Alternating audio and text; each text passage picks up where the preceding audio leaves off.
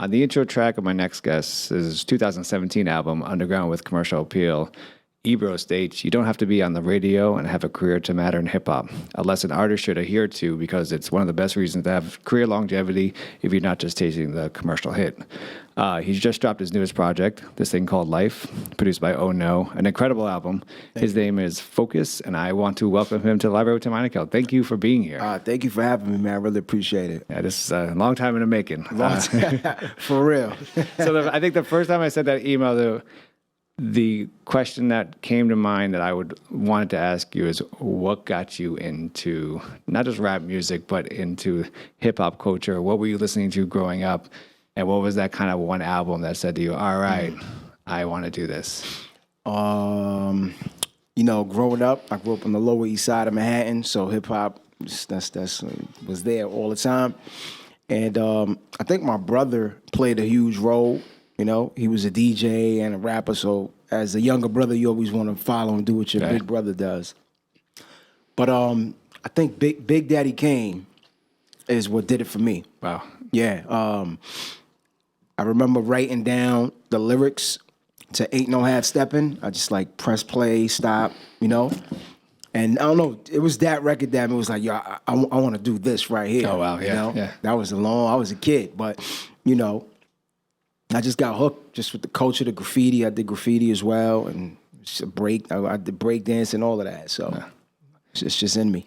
What was there a purpose for you when you first got into it? I mean, was there something you wanted to contribute to it, but also what did you want it to contribute to yourself? As far as music? As far as music, but then also as far as even all the elements that you just talked about. I mean, just growing up, it was a part of life. Break dancing, the cardboard, like it was just a part of graffiti. Like these were just the things that you did. I was a DJ as well. But I had that was very short lived because back then there was no Serato, right? Yeah. So you had to go buy records, and I didn't have enough money. So I used to do parties and not have enough records, so I stopped. But DJing did help me though. It taught me how to be a producer, go on beat and stuff like that. But it was just something that we did. Right. Just growing up, that's what you did. Like you was into hip hop or you wasn't. Right. When did you? So when did the writing bug hit you? When did the all right? I'm going to be an MC. Oh, okay. I mean, I think in junior high school, or maybe my first year of high school. Yeah, but in junior high school, I actually was in school with Jean Grey. Oh wow. Nice. Yeah, she wasn't a rapper back then. She was just so cool person. And I bumped into her like years later one day, and all of a sudden, she was a rapper, and I had never heard her. And when I heard her, I was like, damn, she was dope. Yeah, she's amazing. But yeah, I mean, I think it was like the 9th grade when I kind of started. Like I got with my partner, shout out my man Mike, and started the first rap group, and it just kind of kept going from there. So I would say like the 9th grade. So did you know? I mean, you're obviously lyrically gifted. Thank you, listen to all your albums, and it's strong throughout. Was that? Is that natural? Is that like something like, or did you have to like really work on it? I had to work. I think my biggest asset, like I don't know, kind of looking outside or something. I think it's just like my determination, like. When I want to do something, I find a way to do it. So if I made a song and it wasn't that good or somebody laughed, I was mad and I went back and worked on it to make it good, So that was always been my thing. So I don't want to come out the gate and say, "Oh, I was a lyrically gifted person." Nah. It's the more you do something, the better you're gonna get at it. The lesson in the intro of the album of this interview, obviously I talk about the lesson that Ebro talks about. When did you learn that lesson? How was it like? Was it at the early on in your career, or did you just like? When did that hit you? Oh, that hit me about 4 years ago. It hit me. Wow. Yeah, I went through. Right now, I'm enjoying Focus 2.0. Right, this is Focus 1.0 was. I wanted to be rich and famous. I wanted to be in the clubs. I wanted everybody to know who I was. It was that. And that's a money game. Right. It's a money game, and I learned that the hard way as well. And after a while, I had gained a lot of weight, and I was just like done with like the rapping stuff, and I'm also an engineer, so I had a recording studio for many years. So I was just focusing on engineering, making money, engineering on other rappers. And then, I started my little independent label, and I was just doing that. Then I started doing like CrossFit, started losing a lot of weight, feeling good about myself, feeling confident. And then it's kind of like a mixed moment between CrossFit and I was recording and mixing the Barrel Brothers album with Skies Who Soiree. Oh wow! And that whole process, like I was a partner on that album as well. So like seeing how that was done in my basement, recorded in my basement, mixed in my basement, mastered, and then just seeing how I was getting monthly checks from that, and then seeing those guys go tour to Europe, like it's just like all of those things simultaneously happened, just like clicked for me. It was just like, yo, I could do this my way. I don't have to pay a producer. I don't have to pay a rap. I don't have to pay anybody. I could just do this myself. But more importantly, just do it my way. Because at that time, I had heard of Guilty Simpson, but never heard a verse. Right. Most of those people on that album, Oh No, I never even heard of Oh No. But it was just that album. It made me go discover other people, and I was just like, yo, these guys out here doing real music. And they're making a living. And that was it for me right there. That was a turning point. You talk about that album, and you mentioned the people that are on it, but you also mentioned, obviously, Touré and Sky Zoo. And those are two incredible MCs. I mean, they're gifted with... Beyond belief. I had Sky Zoo on for the Metropolitan album, and very fairly, he said, the writing comes naturally, easy to me. You know what? If I may interject, there's very few people, musicians, artists that... Like Sky is in my opinion, he's one of those guys that it's so easy for him. Yeah. You know what I mean? Yeah. Like it's just like effortlessly. And that's like crazy to see, like, damn, how does this guy just like it's like nothing? Right, yeah. It's and then it comes off strongly. It's crazy. So that experience for you in terms of watching these two work as two artists, machines, these two monsters. What did you kind of take away in terms of that as a lyricist? As a lyricist, I mean, at that time I wasn't really like rapping. I was more in engineer mode, but when you hear something, you're like, damn, that was crazy. Like, ooh, that was hot. Ooh, But I mean, for me, I just always, those guys are just. They're just like machines. Right. Before we talk about your music, I was telling you this offline, but I've always loved your album covers. Thank you. From Underground with Commercial Appeal to More Than One Way to the new album, This Thing Called Life. And what really kind of stands out to me, it was that More Than One Way release, 2005, was that the cover like yelled graffiti, graph artists. And more and more as I do these interviews, and I really just appreciate graph so much more. Two things. How do you choose and come up with these album covers? But two, what's the importance of graph? And you mentioned earlier about graph in your life as an artist. Yeah, I mean, graffiti is a part of my life. So, I still, to this day, I'll take a tag and do a throw up. I was in Europe at all the shows, doing tags and throws. But I don't know. I think for me, a picture says 1,000 words, right? So I just think it's always important to just have something that people could look at and can either just take something right away from it or can break it down as well. And I always want to make sure that it's in sync with the music, And for me, just, I don't know, the Bodega, that first album was just like the Bodega, the Piragua truck. That's like just stuff from my neighborhood, And then the second album is like, that's literally my building where I grew up. Oh, nice. And that's literally my first car that I had. Like, it's authentic. On More Than One Way, you get to the track on Throwback, and it features a Cool G Rap. Oh, yeah. And when I saw that as a fan of Cool G Rap, I was like, wow, this guy he's going bars with Cool G Rap, and you do it. Like that's the thing, you do it. Thank you, man. So.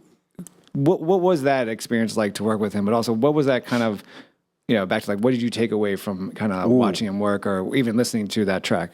Well, shout out to my man Mike Heron for that, because he drove with me all the way out to Jersey. He made that feature happen, and it was an incredible experience. I remember that was another very important moment for me too in my life, because I went and I saw this big house. You know, I'm just like, wow. You know, G-Rap wasn't somebody who necessarily has super commercial success. Yeah, you know, right. but I mean, he's a legend and one of the top 5.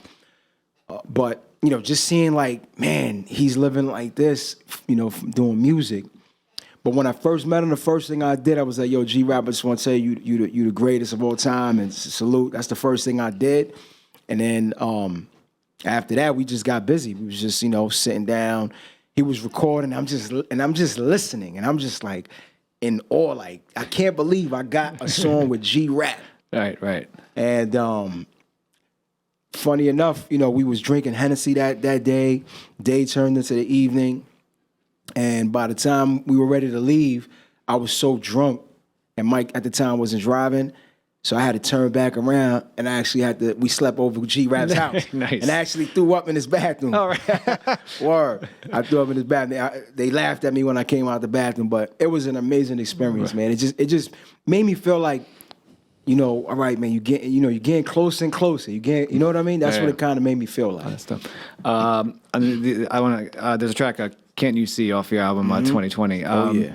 And what I really love about it is that you talk about your sacrifices your mother made. Absolutely. What, you know, not too many times in music we shout out our mothers, especially. Can you just talk about the sacrifices your mother made? Oh man, my mom raised 5 boys by herself. You know, my parents got divorced at an early age, and my mom sacrificed everything for her children. And I saw that. You know, she could have easily got us, you know, a stepfather for us, but she made it work with what she had, and she's the real MVP. That's the Absolutely. Was there a time that you, when you started sharing your art with your mom, and was she kind of hesitant to be like?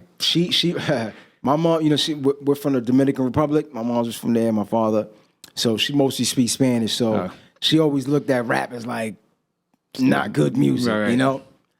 But the highlight that kind of changed things a little bit is I had done a song in Spanish and with a friend of mine, and we actually went to Dominican Republic to do like some shows. And there's a big TV show, like a famous show that we used to watch called Sábado Corporán, which is like just a big Sábado Gigante, but for the Dominicans. Okay. And we did that show when we was live, and my mother got to see me live on TV. Oh, that's dope. You know, so that was like a big highlight for me right there. But when she saw that, she knew that I wasn't playing around. Right. You know, like she knew that I was really serious with this. Let's turn to your new album, this thing called Life. It's entirely produced by Oh No. Absolutely. First off, let's talk about the title. Tell me about the title. When did you come up with it? Was it after you wrote the album, before you wrote the album? So that project, originally the way this project started was, like I said, I had never heard of Oh No. So when I discovered him, I just did the YouTube thing, and I just found him so interesting. Just as a fan, I was like, man, he's weird, you know? And I just found it so interesting, and I became a fan of his. So I reached out, and I was like, yo, you know, I mixed this project, I did this. You know, I'd love to get a beat. So we did one record. And then I came up with an idea. I was like, yo, man, let's do a project.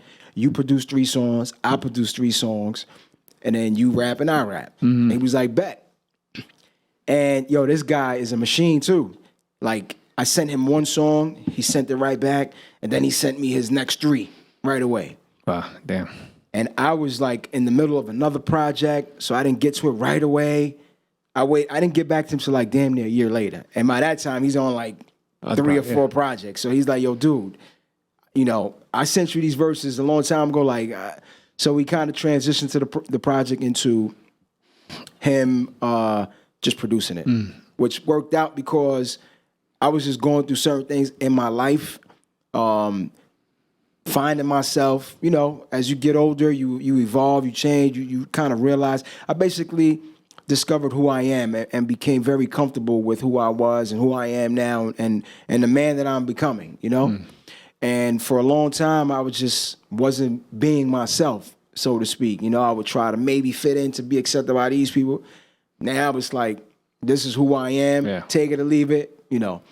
So this thing called Life is pretty much that. It's pretty much me learning, going, you know, growing up in the ghetto and all these stereotypes and kind of pressured into acting and being a certain way, but then realizing that that's not really it. So it's like you go all around the block just to realize you only have to go next door. Right. That's basically what this thing called life is about. You mentioned, Ono is not just a producer; he's also an MC. Is there advantages, or maybe I believe disadvantage of creating an album with a producer that actually knows how to rhyme from your perspective in terms of being another MC? I think so, but then I don't know. Maybe not. I know that there's an advantage when you're an MC and you're engineering. Mm-hmm. There's an advantage. So like a lot of rappers used to love working with me because I'm an MC as well. So like I know, like nah, put it this way, nah, fix this, nah, change this, But I can't really say for the other one, but maybe. The track Get Down, it's great. I mean, you take on this persona of somebody robbing a train. You kind of give us insights to the thoughts of what's going on through this robber's brain. Can you talk about why'd you take on this role, but also kind of the story behind this track? So that's actually one of the records Oh No sent back. So when he sent that record back with a hook and a verse, so he spearheaded that. And then I just kind of followed suit. But all of that played a role. The very first song that we actually did was this thing called Life. That's the first beat he sent me. So everything just kind of tied in perfectly. And that song, Get Down, just represents like when you're poor, when you're broke, sometimes you make very bad decisions based out of necessity. And that's basically that. That's basically what that was. Whether it's going out there to sell drugs, going out there doing robberies, that's what that song's about. So when I heard this line in the second verse by you, I weirdly thought it was kind of a weird way of, interesting way of you expanding on a DMX lyric where he says, I rob and I steal not because I want to, because I have to. And the lyric I'm referring to here that you spit is, I don't normally do this, but I had to. My back is up against the wall, so I don't have a choice. I run around these streets broke, so I don't have a voice. So it's kind of like, I knew what DMX was saying when he first said it, but then you explained it a little more, right? Can you just talk about these lyrics and what do you want your listeners to kind of take away from that? It's life. That's what I realized. It's just ups and downs. Like sometimes you make bad choices and bad decisions, not because it's just out of necessity. It's like when you're walking when I was walking out the train to get here, I could either walk slow and get wet more, or I could like try to just breeze through as fast as possible, go into things like maybe I might bump into somebody. Maybe I don't mean to do that, but I gotta take care of me and what I gotta do and get to where I gotta go. So some people look at robbery like it's nothing. Right. It's like, yo, what? That's nothing. Let me get that. And that's kind of like sometimes you just feel like that. Sometimes you just feel like, forget it, I'm gonna take this. Like, so what? And that's pretty much what it was. The track Problem and Stresses, you talk about learning from mistakes. What was that one mistake that kind of you made that was just like, was kind of the real turning point, the real life lessons? I made a lot and I'm still making them. Many mistakes. Oh yeah, I made a lot and I'm still making them. But that's the thing. You make that mistake and then you learn from it. And that's what it is. Like sometimes you could be very reserved and thought out and think and plan and think until the time is right. But when is the time right? Sometimes you just got to go. And if you're prepared, you can take advantage. If you're not prepared, then you learn that, damn, I got to be prepared next time. So I mean, I've made mistakes. Sometimes maybe back then I was definitely a little bit more emotional. I'm very passionate. I'm a very passionate person with what I believe in. So sometimes I speak the truth to people about something that maybe we're a part of, and I don't like the way you're moving or the way, and maybe people might take offense to that, but it's nothing personal, But that's just me. I'm a very passionate person. So the great thing about this album is that I think you're taking on a mentoring role to those who are listening. But what I love to hear is who were your mentors? Like who were those people that you're able to, like, these are life lessons they taught you. Whether they're fellow artists, whether they're, the dude on the corner, anyone. There's a lot, but I mean, I always say like my three my three main people within the music and stuff like that was like my brother Carlos, my man Jeff, my man Martin. Like those three guys. Jeff was like, we call him like the sensei because he's a legendary breakdancer. He's a legendary graffiti artist. He's the one that got us producing. He's the one that got like, he's like the sensei. But those three guys right there, I always wanted to impress them. So anything that I did, I wanted to impress them. So like, if I was like ever smoking weed or doing something, I would never do it in front of Jeff. Like never in front of my brother. I wouldn't even curse in front of my brother. It's like that much respect that you have for these people. Right. So I would never get quote unquote like out of line. I would only want to impress them so that they can give me like the approval. Like, okay, you're ready now, young Jedi. Go. So I would say those guys right there. But then there's many other people, man. There's so many people that I've learned from the mistakes that they've made, to teach me like, okay, I'm not going to do that. Right. I think one person you give credit to on Leap of Faith, you give Ed O.G. Oh, yeah. And I was wondering what the story, like Ed O.G., I've interviewed another incredible artist. What is that story? Why getting that shout out? Edo's the man. Edo, I met him. I put out an album with Sadat X through my label, and we did a little tour. So I met Ed O.G. at a Boston stop we did, Middle East Club. Cool dude, very nice, very humble. I was like, he's a legend. So I'm like, wow, he's a cool guy. He gave me his number. We did one feature for one of the group things that I have, and we might have done something else. And then I present them the idea, like, yo, let's do a project where I produce it all with you and Shabam Sadiq. He was like, let's do it. So we did it, and then he was like the first guy. I've been trying to tour. I've been asking, yo, I want to go on the road. Yo, I want to go on the road to go to Europe, because I've always heard from like Sky and Tour, they always tell me the stories like, yo, Europe is crazy. They love hip hop. So I'm like, yo, I want to go. And yo, just like that, I asked Edo, I said, yo, Edo, I would like to go. I get my own ticket. He was like, yo, play your own ticket and we out. And it was that simple. Nice. That simple. So he literally opened the doors for me, and for that, like, he's always the big homie for that.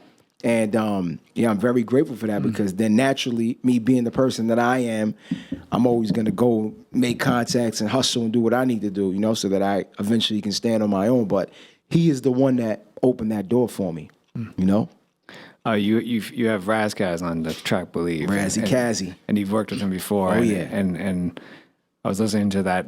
I was walking up here a couple of days ago, and I was, at one point that came on, and I was listening to it, and I was like, wow, he just keeps getting better and better. Well, one, this track coming together, I mean, what was that collaboration process like? But also, what was that first Ras Kass joint you heard that said, all right, I want to at least meet this guy, or, Raz is a machine, man. He's another one in the effortless pile, man. It's like nothing for him. And yes, he gets better and better. Yeah.